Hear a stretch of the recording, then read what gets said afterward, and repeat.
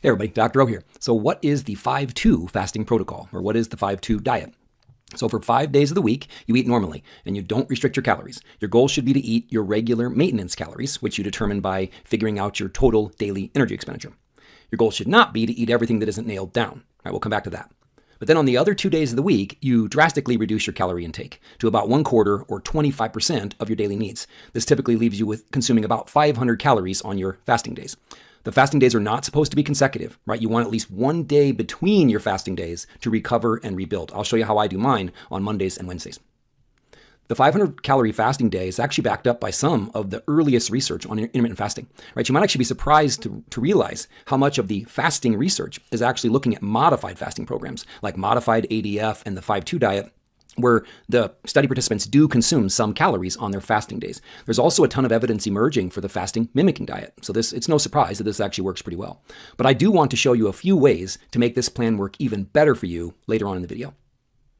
I'm also going to share why I am updating this video now, right? I'd never actually done the 5-2 fasting protocol when I first made my fasting course, but now I'm using it. I'm using the 5-2 diet and it has been working great for me, right? I now understand the pros and cons a lot more because I'm living it. I'll share how I tweak it to fit my needs, just like I did with alternate day fasting later in the video. So this is the original 5-2 plan here. You see how on Monday, it doesn't matter which 2 days, but on Mondays and Wednesdays, you'd be consuming 500 calories, and then the rest of the week, the other 5 days, you'd eat your regular maintenance calories. So this is the original 5-2 plan, right? So if you're someone that normally consumes 2,000 calories per day, this would mean you'd eat these 500 calories. But you can eat closer to 600 calories per day if your normal intake is actually quite a bit higher than 2,000 calories per day. So it's supposed to be a reduction down to 25% of normal. This is a fine protocol to try, right? It's similar to the 500 calorie days that we talked about in the modified alternate day fasting or hybrid ADF video. But let's see what the science has to say. There's actually quite a bit of it. So what does the science say? The effect of intermittent compared with continuous energy restricted diet on glycemic control in patients with type 2 diabetes, a randomized non-inferiority trial. So this is a 12-month trial. The average food intake of the participants before the trial was 2,100 calories per day. So there was the continuous energy restriction group. They were on a diet every day. So they cut their calories by 30%. So they averaged 10,300 calories per week, which was an average of 1,471 calories per day. So doing that for 12 months, they lost 11.02 pounds or 5 kilograms. The 5-2 diet group was in a 75% deficit 2 days per week, and then they ate normally the rest of the week. So they actually averaged consuming 11,500 calories per week, which averaged out to 1,643 calories per day. And they lost 14.99 pounds or 6.8 kilograms. So they ate an average of 172 more calories per day, and they lost 3.97 more pounds of weight, or 1.81 kilograms. So I'm all for any program that allows you to lose more fat while eating more food. So that's a pretty good combination. So here's a quote from this trial. Intermittent energy restriction is an effective alternative diet strategy for the reduction of hemoglobin A1C, something they were really serious about in this trial, and is comparable with continuous energy restriction in patients with type 2 diabetes. So that's a pretty good trial to get us started. Let's look at this next one. The effects of intermittent and continuous calorie restriction on body weight and metabolism over 50 weeks, a randomized controlled trial. So this again was a 50-week trial that found that the 5-2 diet was more effective than continuous calorie restriction for weight loss. So the intermittent calorie restriction group, they again ate normally on those 5 days, and then they went into a 75% deficit 2 days per week. And over these 50 weeks, they lost 7.1% of their body weight. The continuous calorie restriction group, they were in a daily 20% calorie deficit, and over the time of this trial, they lost 5.2% of their body weight. So to be honest, I would much rather be on a diet 2 days a week compared to 7 days a week if I can get the same or better results, which is what this trial showed. But what's actually going on here, right? Why are people losing more weight in the same calorie deficit, or if they're actually eating more? I think this study here can help explain the answer. So intermittent energy restriction attenuates the loss of fat-free mass in resistance-trained individuals, a randomized controlled trial. So this study found, from Bill Campbell's lab, found that a 2-day refeeds, so for 2 days going back up to your maintenance, not even overfeeding, but 2-day refeeds preserve fat-free mass and resting metabolic rate during energy restriction compared to continuous energy restriction. At least this was in resistance-trained individuals. But this form of calorie cycling, where you get all your dieting done in 2 days, appears to minimize metabolic adaptation. And you know how I feel about calorie cycling. So you're losing more weight because you're burning more calories, or at least you don't start burning fewer calories along the way. That's what this study talked about, this preservation of your metabolic rate. And I'll show you another study soon that will do the same thing. So on top of this, I do think ketones are involved as well, right? Most people would generate some ketones if they only ate 500 calories in a day. Multiple studies have shown that ketogenic diets do increase metabolic rate. Now, it might only be 50 or 60 calories per day, but that adds up. And other studies actually show higher numbers, between 200 and 300 calories per day. Ketones also allow you to waste some energy, right? Look at like a ketone test strip, a urine test strip. You can tell you're in ketosis because you're literally peeing out the ketone body called acetoacetate. You're literally peeing out fuel, right? So I'll talk a lot more about this in my upcoming course on low carb and keto diets, but I think this is part of the puzzle as well. All right, so here, another study, or this review, sorry. What does the science say here? A meta-analysis comparing the effectiveness of alternate day fasting, the 5-2 diet, and time-restricted eating for weight loss.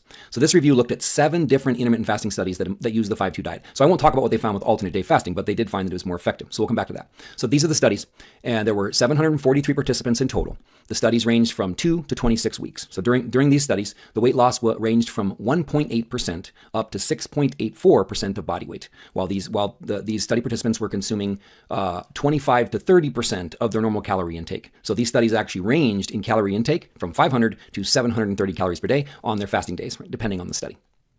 These studies all showed positive results, but the weight loss wasn't mind-blowing. Like I just said, alternate day fasting worked better. This makes sense. The calorie deficit isn't very large, right? If you're following the 5-2 diet, 5 days a week you're eating normally, and 2 days you're restricting your calories. The 5-2 method is more of a slow and steady weight loss method that focuses on sustainability, in my opinion. You will need to use a more aggressive diet, like alternate day fasting, if you want to see faster results. Or you can find ways to make the 5-2 diet more aggressive. So let me show you that. So here is a more aggressive form of 5-2. You completely fast. So notice on Monday and Wednesday, you're consuming 0 calories. You completely fast 2 days per week. And that is a more aggressive alternative. This makes the most sense if you want to lose fat more quickly or if you want to fast clean, right? So you know how much I love 36-hour fast. This would incorporate 2 36-hour fasts per week. A true 36-hour fast will have a greater impact on your blood glucose and insulin levels than eating 500 calories a day would, especially if you're eating carbs. It will also enhance the health-promoting benefits of your fasting window by increasing autophagy, decreasing inflammation, gut healing, etc. And here is another way to do 5-2. I call this one the relaxed 5-2, and a lot of people really like this one. So you'll notice that you have your fasting days on Monday and Wednesday where you're not eating any calories. And then Tuesday, Thursday, Friday, you are eating at maintenance. But we saved those calories. Rather than eating 500 calories on our fasting days, we moved them to the weekend. So on Saturday and Sunday, you would be eating in a 500 calorie surplus. So that's why I call this a relaxed 5-2, because you can eat more on the weekends. That's another benefit of consuming 0 calories on your fasting days is you can bank them up. You can save them for either the weekend or save them for heavy training days, which is what I do. This is the best of both worlds, in my opinion. You're going to get more mileage, more benefit out of your fasting days by keeping them clean. This method also takes advantage of the calorie cycling methods that I love. I think it's very important to mix it up and kind of keep your metabolism guessing, whatever that means. So eating 0 calories on your fasting days then allows you to overfeed by 500 calories on 2 of your eating days, and you can choose which 2. This also might make the plan more sustainable for the long haul, and that's really all that matters in the end. If eating a few more calories on Saturday and Sunday will keep you going, then it's going to be worth it. So most people beat themselves up and feel bad if they eat more on the weekend, but this relaxed 5-2 approach allows you to make it part of your plan. You're not losing the war here. You're actually doing what you're supposed to do in this situation. But why? Why overfeed by 500 calories instead of eating at maintenance? And I'm certainly not telling you have to. You can do 5-2 any way you want. I'm not the fasting police. What's the science say here? There's multiple studies I could have shared, and I shared several of them with in the calorie cycling section. But leptin responses to overfeeding, relationships with body fat, and non-exercise activity thermogenesis. So this study here showed that adipocyte or fat cell leptin expression was upregulated with overfeeding, and leptin concentrations increased. So why do we want to increase our leptin levels? Well, leptin is a hormone released by fat cells. It basically tells your brain how much stored fuel you have on your body. So leptin helps with satiety. If you have a lot of leptin, your brain won't make you as hungry. So it helps with satiety. It helps with sex hormone production, right? Dropping leptin levels are the reason that people that get super lean might start to have issues with losing their menstrual cycle, etc.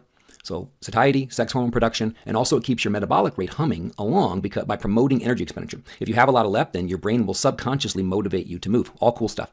So if you're always in a calorie deficit, your metabolism will respond by making that deficit the new normal. This is why if you go on a 500 calorie deficit, you lose a pound a week for a while, then half a pound a week for a while, and then 0 pounds. That's because your metabolism has adapted. So keeping your metabolism guessing by getting into a surplus every once in a while appears to be valuable. So here's my current plan. I told you I updated this video because I'm using it now. So you'll see that I fast on Mondays and Wednesdays. So I used to fast 4 days a week and then 3 days a week. Now I'm down to fasting 2 days a week. And I do eat in a surplus on Tuesday and Thursday. And then you see that I walk every day. And then when I say where it says exercise, those are my heavy lifting, heavy training sessions. So I've actually lost 27.8 pounds and counting since I switched to a 5-2 plan a few months ago. So why did I switch? Right? ADF, alternate day fasting, will always be my first love. But I'm too lean for 3 or 4 36-hour fasts per week now. I mean, it's a great problem to have. I was showing signs that it was too aggressive aggressive and I don't want to lose lean mass, so I backed off. I love this plan because I still get to do some 36-hour fasts, which do make me feel the best. But I also get a 4-day diet break every week. So from, when I wake up Thursday morning, I have 4 days in a row where I'm either eating in a surplus or eating at maintenance. I'm not on a diet at all. I use my calorie surplus days, though. I don't save them on the weekends like the Relax 5-2 protocol. I use them for the days right after my fasting days. This helps me recover from fasting, and it also sends an anabolic growth signal to my body. Right? I want my body in building mode as soon as possible after a long period of fasting without protein. So I credit this with why my lean mass is still going up while my fat mass is going down. Right, I've now added a total of 19 pounds of lean mass in the last 2.5 years, and I'm just a few pounds away from weighing what I did when I was 11 years old. I'll make a video that kind of celebrates that when I get there, the lowest number I know of. So I mentioned that I get the 4-day diet break. So this 5-2 plan also gives me a 4-day psychological break from dieting until I'm ready to dive back into a calorie deficit again on Monday. This 4-day period where I'm eating well makes the plan more sustainable, right? I love psychological breaks from dieting. It's why I did so well with ADF. This is probably why I'm still going strong after 2.5 years, and I'm not showing any signs of slowing down. But are there also metabolic advantages? Let's take a look. I'm actually surprised I've never talked about this study in any video I've made, but this is a neat one. So what does the science say? Intermittent energy restriction improves weight loss efficiency in obese men, the Matador study. So maybe you've heard of this one. Matador is short for minimizing adaptive thermogenesis and deactivating obesity rebound. I love how they think of cool study names. So there are 51 males with obesity. The continuous group dieted for 16 weeks straight. The diet break group, they dieted for 2 weeks on, 2 weeks off. So they ate at maintenance during their diet breaks. So both groups were in a 33% calorie deficit for 16 weeks. It's just the diet group took longer to get there, or the diet break group, because they took these 2-week breaks. But the results really might surprise you. So let me show you the data here. So the continuous calorie restriction groups, they were in a 33% deficit for 16 weeks straight. They lost 20.28 pounds or 9.2 kilograms of weight. 86.96% of their weight loss was fat, which was great. Why did you get such a high number? Because they were obese, right? If lean people did this, it would have cost them more lean mass. This is neat. The resting energy expenditure went down 749 calories per day after they adjusted for changes in fat mass and fat-free mass. That is a lot of metabolic adaptation, which is why diets are less and less effective the longer you go. But now let's look at the diet break group. So these are the ones that dieted in the same deficit for 2 weeks, then took a 2-week break, and then came back to it. So they dieted the same number of days. They lost 31.08 pounds or 14.1 kilograms of weight. 87.24% of their weight loss was fat. Their resting energy expenditure went down 360 calories per day after adjusting for fat mass and fat-free mass changes. So they had more weight loss with less of a drop in metabolic rate, right? Sign me up. But before you ask, this huge difference in weight loss cannot be explained by extra weight loss that was occurring during the diet breaks, right? This was a very tightly controlled study. They were eating at maintenance, and so the mean weight change during the diet breaks was 0.0 kilograms plus or minus 0.3 kilograms. So they really were weight stable during their diet breaks. So they didn't get more weight loss because they were losing a little bit of weight during these diet breaks. Another important note, there are other studies that show that diet breaks don't work, right? Most of these other studies didn't control food intake like the Matador study did, and they allowed for what's called ad libitum feeding, or food intake during diet breaks. Ad libitum means at one's pleasure, as much as one desires, or to the full extent of one's wishes. So if you're on a diet break where you're trying to maintain your weight, you are probably not eating at one's pleasure. So I hate to break it to you, but the more you go off the rails on your eating days, the less this plan or any other plan will work for you. So the conclusion. Greater weight and fat loss was achieved with intermittent energy restriction.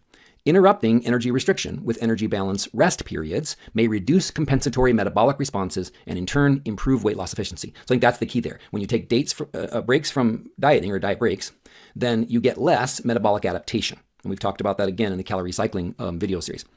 So I do think that makes the most sense. Now, this study was looking at longer breaks, right? 2-week diet breaks, but even they said they have no idea what the best length of a diet break is. But I think a 4-day diet break every week during your program ticks a lot of the same boxes. At least that's why I think it's working so well for me right now. One other important point before we finish up here. What should you eat on your 500 calorie days, right? So how can you maximize the benefit of your 500 calorie days if you do traditional 5-2? So I don't do 500 calorie days, but if you do, you have 2 options that will both work depending on your goals. Option 1 is to focus on protein. This will turn your 500 calorie fasting days into protein sparing modified fasting days. So I covered that method in the modified ADF video or the hybrid ADF video, so go back to that one. This option is best if you want to preserve as much lean mass as possible because you're giving yourself a bunch of protein on your fasting days. Option 2 is kind of a new one that I've been playing with. So option 2 is to get most or all of your calories from fat. This is called a fat fast. So I will definitely be doing a video about fat fasting in the future. I've heard about fat fasting years ago, but I was never lean enough to think it was a good idea, right? Fat doesn't stimulate insulin and mTOR the same way that carbs and protein do. So fat can fly under your metabolism's radar. So fat fasts are best if you want to maximize the health benefits of fasting while still getting some calories. So what type of fat should you use? I've been experimenting with these fat fasts a lot more now that I'm so close to my goal weight, right? At some point, I will be losing lean mass if I'm not careful, and I monitor it closely, but I still have to have these things in my back pocket. So here are my pro tips for fat fasts. Number one, you can use any fat you want technically, but I recommend using MCT oil or medium chain triglycerides. So MCT oil is a great fuel source for the body, right? The C8 form of medium chain triglyceride is called caprylic acid. So it's the most ketogenic of all the MCT oils and will boost your blood ketone levels, right? Studies have shown that your ketone levels will go up even if you're eating spaghetti and sauce, as long as you have MCT oils to boost them. So I personally do use the Bulletproof Brain Octane, since it's 100% C8. I've used a lot of other ones, but that's what I'm using right now, because there are other medium chain triglycerides like C10 and C12, but C8 is the one that your body turns into ketones the best. You can also try an MCT powder if MCT oil causes GI distress. And again, if you have too much of it, it can cause some serious bathroom-related issues. And if that's the case for you, you may want to either consume less of it or switch to an MCT powder. Speaking of ketones, you can also go straight to the source and take exogenous ketones on your, again, fasting or modified fasting days. I've used several exogenous ketones recently, but my favorite is called Keto Start. So it only has 52 calories, and it causes my ketone levels to jump more than when I use MCT oil. But the cool thing is, why not do both? Combining MCT oil and exogenous ketones, like this product, no affiliation, but like this product, will crank up your ketones and take your modified fasting days to the next level. So if you're going to use a fat fast, those are the things I'd recommend that you do. So play with both protein and fat, the approaches, and see which one works best for you. All right, so what are the pros? What are the cons? So the pros of the 5-2 fasting protocol. Great solution for people who struggle to stick to a diet 7 days per week, right? You only have to stick to a diet 2 days per week. This typically, from a poundage standpoint, right, it's typically a great approach for a male that has 30 or 40 pounds to lose, or a female that has 25 to 30 pounds to lose. If you have more weight than that to lose, then I'd probably guide you to the alternate day fasting. If you have less weight than that to lose, you'll have to start to get less aggressive. This can be a great transition for someone who's working towards alternate day fasting, right? If you're easing into things. This is also a nice transition as someone becomes too lean to continue doing alternate day fasting, or they're increasing their training frequency, so they need to eat on more days per week. This is why I made the switch myself. So what are the cons? I mean, the biggest one is you just won't lose weight as quickly as the approaches we've already discussed, like alternate day fasting, 4-3, Monday, Wednesday, Friday fasting, or the hybrid or modified ADF approach. So you won't be in as big of a calorie deficit at the end of the week. Also, you will miss out on some of the health benefits of fasting if you're consuming 500 calories on your fasting days. Right, so give it a try and let me know how it works for you. All right, so that's the 5-2 protocol. I hope this one helped. Have a wonderful day. Be blessed.